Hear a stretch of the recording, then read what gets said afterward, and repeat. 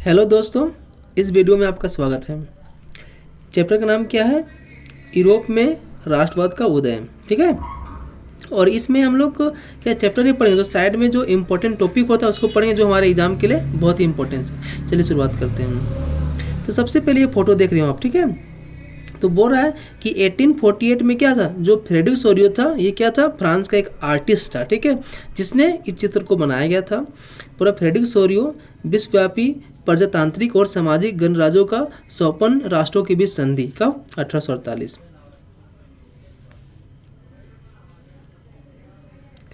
हमारा टॉपिक क्या है, देखिए अब नेक्स्ट, निरंकुशवाद। ठीक है। क्या होता है? ऐसी सरकार या शासन व्यवस्था जिसकी सत्ता पर किसी प्रकार का अंकुश नहीं रहता होता है। इतिहास में ऐसी राजशाही सरकारों को निरंकुश सरकार कहा जाता है, जो अत्यंत केंद्रीकृत सैन्य बल पर आधारित और दमनकारी सरकार होती है। निरंकुशवाद मतलब क्या होता है? ऐसी सरकार या शासन व्यवस्था जिसकी सत्ता पर कोई अंकुश ना हो, उसे निरंकुशवाद बोला जाता है। ठीक है। इसमें होता है क्या है कि बोल रहा है कि अत्यंत केंद्रीकृत होता है। केंद्रीकृत मतलब होता है कि ज़्यादा शासन राजा के द्वारा किया जाता है, ठीक है, सैन्य पर आधारित होता है। और दमनकारी मतलब जो विरोध करे उसको खत्म कर दिया जाता है। कल्पना दर्श क्या होता है, यानी यूटोपिया क्या होता है? एक ऐसे समाज की कल्पना जो इतना आदर्श है कि उसका साकार होना लगभग असंभव है। ठीक है। कल्पना दर्श मतलब क्या होता है? एक ऐसी समाज की कल्पना जो इतना आदर्श है कि उसका साकार होना असंभव होता है।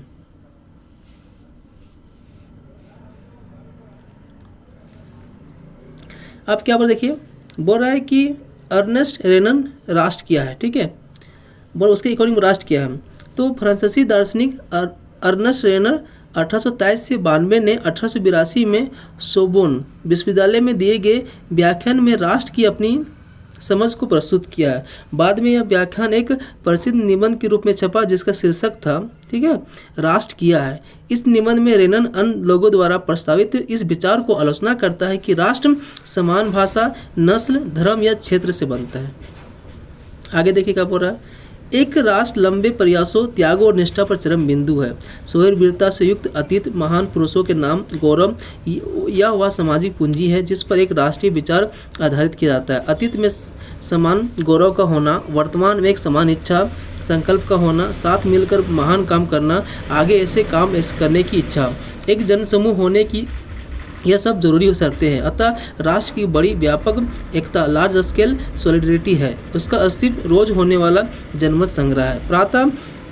प्रांत उसके निवासी है। अगर सलाह लिए जाने का किसी का अधिकार है तो वह निवासी है। किसी देश का विलय करने या किसी देश पर उसकी इच्छा के विरुद्ध कब्जा जमाए रखने की राष्ट्र की वास्तव में कोई दिलचस्पी नहीं होती है।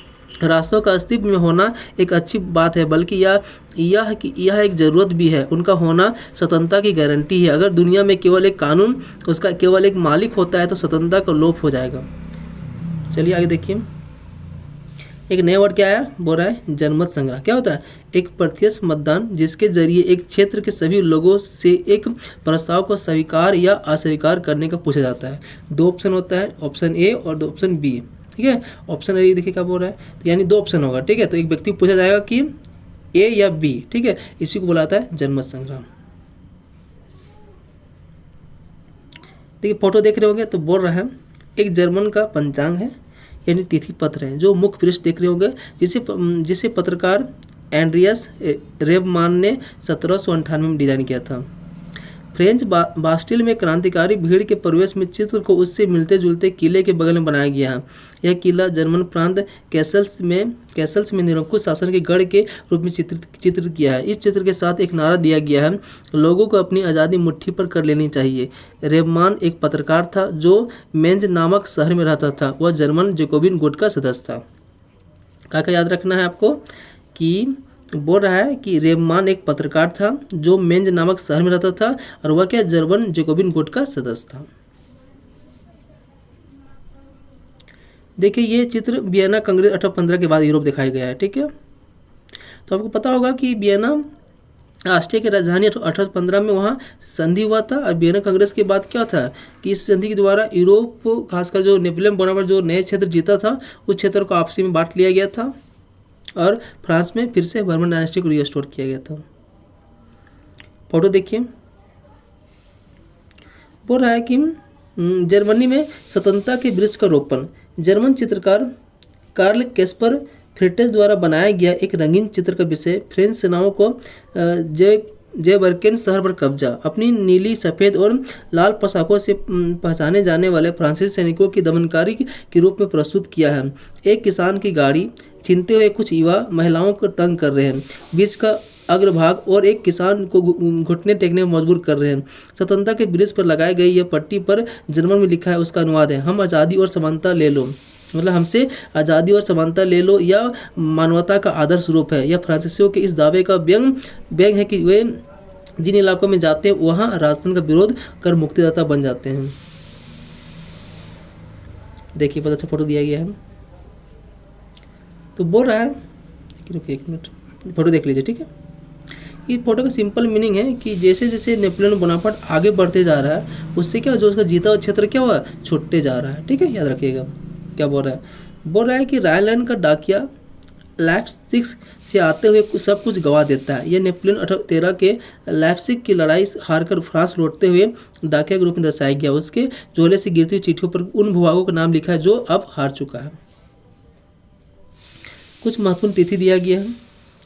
तो 1797 में क्या हुआ, नेपोलियन का इटली में हमला, ठीक है, और नेपोलियाई युद्ध की शुरुआत। 1814-15 क्या बोला गया, नेपोलियन का पतन हो गया और वियना संधि का शुरुआत हुआ। 1821 में क्या हुआ, यूनानी स्वतंत्रता का संघर्ष हुआ। 1848 में क्या हो रहा, फ्रांस की क्रांति, आर्थिक परेशानियों से ग्रस्त कारीगरों, औद्योगिक मजदूरों, किसानों की बगावत, मध्य वर्ग संविधान और प्रतिनिधात्मक सरकार के गठन की मांग करता है। इटालवी, जर्मन, मैगियार, पोलिश, चेक आदि राष्ट्र राज्यों की मांग करता है। आगे देखिए, बोल रहा है इटली का एकीकरण कब हुआ, 1859 से 70 के बीच। जर्मनी का एकीकरण कब हुआ, 1866 से 71 के बीच। और हैम्सबर्ग और ओटोमन साम्राज्य के सलाह और राष्ट्रवाद मजबूत होता है कब, 1905 में, याद कर लीजिएगा। आगे पढ़ते हैं हम लोग। अर्थशास्त्री राष्ट्रीय अर्थव्यवस्था की शब्दावली में सोचने लगे हैं। वे चर्चा करने लगे हैं कि राष्ट्र कैसे विकास करता है और कौन अधिक एक कदम राष्ट्र की निर्मित करने में मदद दे सकता है। जर्मनी के ट्यूबिंजन विश्वविद्यालय में अर्थशास्त्र के प्रोफेसर फ्रेडरिक लिस्ट ने 1834 में लिखा, जोल्बरिन का लक्ष्य जर्मन लोगों के आर्थिक रूप में एक राष्ट्र को बांध देना है। वह राष्ट्र की आर्थिक हालत जितना बाहरी तरह से उसके हितों की रक्षा करके मजबूत बनाएगा, उतना ही आंतरिक उत्पादकता को बढ़ाकर भी उसे प्रांतीय हितों की आपस में जोड़कर राष्ट्रीय भावना को जगाना और उठाना चाहिए। जर्मन लोग ये समझ गए हैं कि एक मुक्त आर्थिक व्यवस्था के राष्ट्रीय भावनाओं को उत्पन्न होने का एकमात्र जरिया है।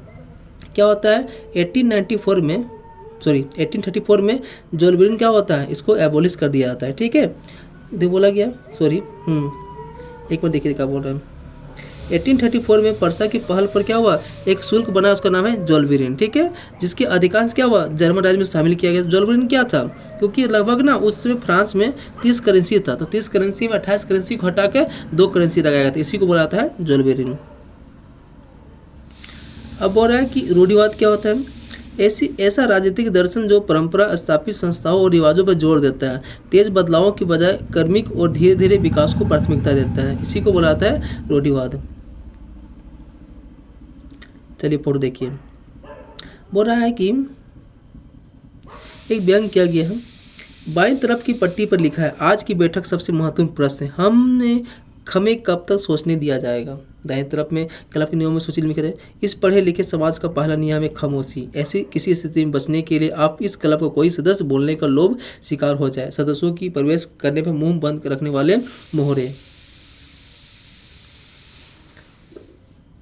देखिए क्या बोला गया है, तो बोल रहा है ये कौन था, ये जोसेफ मेजिनी था। 1833 में क्या हुआ, जो स्विट्जरलैंड की राजधानी बर्न में यंग यूरोप का स्थापना कर रहा है।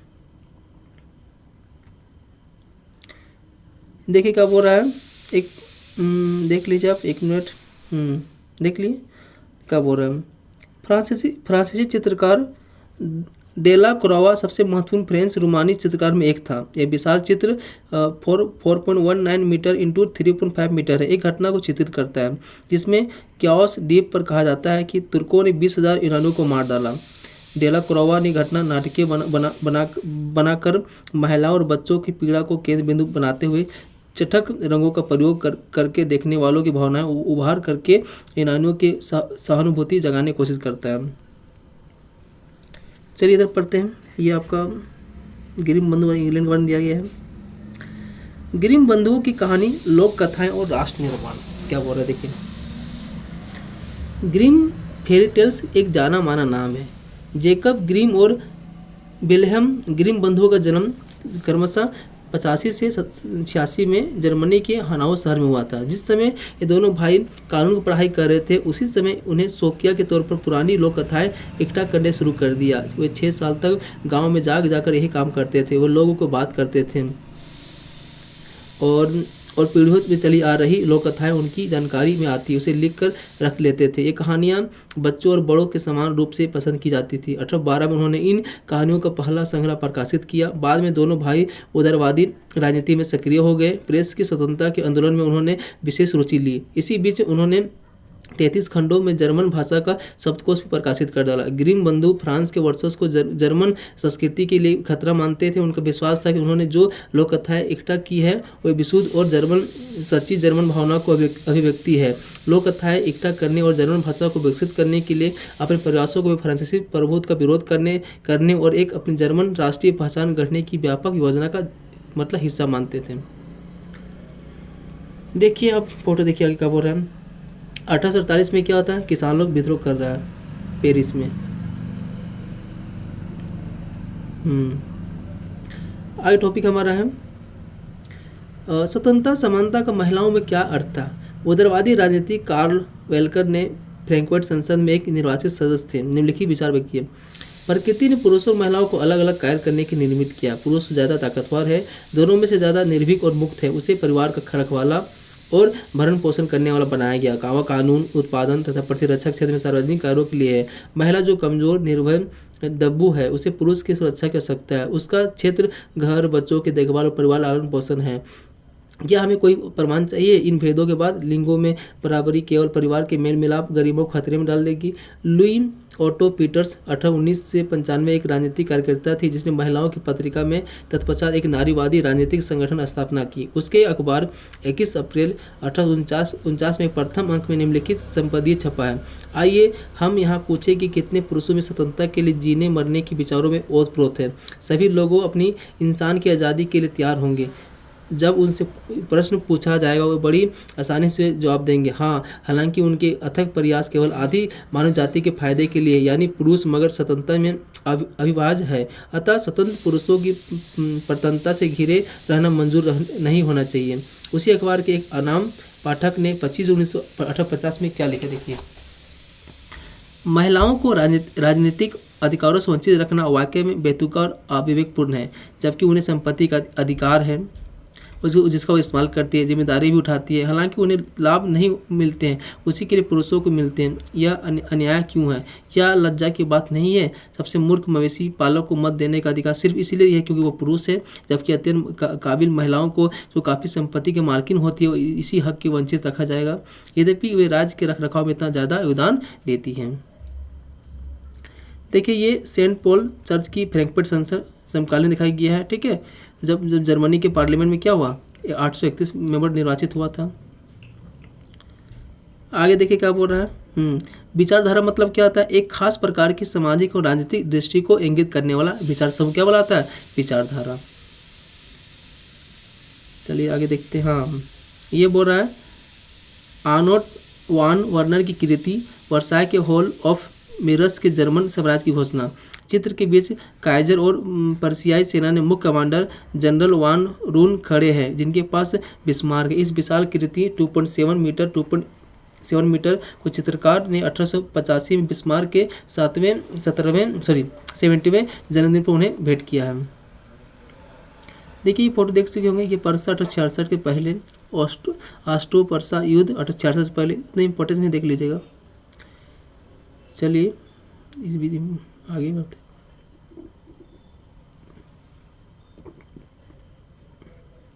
तो भी क्या बोल रहा है? निर्जातीय क्या होता है? एथनिक क्या होता है? एक साझा नस्ली जनजाति या संस्कृति उद्गम अथवा पृष्ठभूमि जिसे कोई समुदाय अपनी पहचान मानता है। क्या बोल रहा है? जोसेफ गेरिबाल्डी 1807 से 1882। संभवतः इटली के स्वतंत्रता सेनानियों में सबसे मशहूर है। उसका संबंध एक ऐसे परिवार से था जो तटीय व्यापार में संलग्न था। वह समय व्यापारी नौसेना का एक नाविक था। 1833 में उसका मुलाकात मैसेनी से हुई। वह यंग इटली आंदोलन से जुड़ा। 1834 में पिटमन गणतंत्रीय विद्रोह में उसने भाग लिया। यह विद्रोह कुचल दिया गया। गैरिबाल्डी को दक्षिण अमेरिका में भागना पड़ा और वो 1848 में निर्वासन में रहा।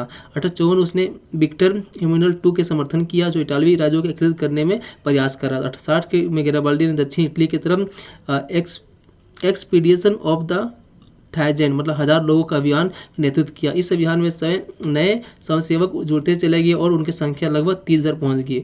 वह रेड शर्ट्स के नाम से लोकप्रिय हुआ। 1867 में गैरिबाल्डी के नेतृत्व में स्वयंसेवकों में एक सेना पेपल राज्यों के लड़ने रोम गई और इटली के एकीकरण में अंतिम बाधा थी।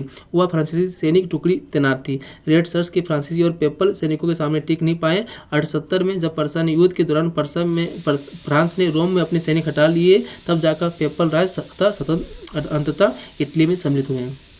देखिए फोटो दिखाया गया है। तो ये है गैरिबाल्डी सार्डिनिया पिटमन के राजा। विक्टर इमैनुएल II को इटली नामक बूट जूता पहनाने में मदद करते हुए 1859 का अंग्रेजी चित्र है। देखिए ये 1850 का डाक टिकट है। इसमें मारियन की तस्वीर बनाई गई जो फ्रांस का है, ठीक है, फ्रांसीसी गणराज्य का प्रतिनिधित्व करती है। ये क्या है? एलोगरी है, ये रूपक है। ये क्या है? जर्मनी का है, ये जर्मेनिया है, ठीक है। इस चित्रकार ने जर्मेनिया ने इस चित्र को सूती झंडे पर बनाया, जो कि है इसे सेंट पॉल चर्च की छत से लटकाना था, जहां मार्च 1848 में फ्रैंकफर्ट संधि बुलाई गई थी। देखिए ये क्या हुआ? टूटी बेड़िया मतलब क्या होता है? आज़ादी मिलना। बाज छाप कवच क्या होता है? जर्मन साम्राज्य की प्रतीक शक्ति।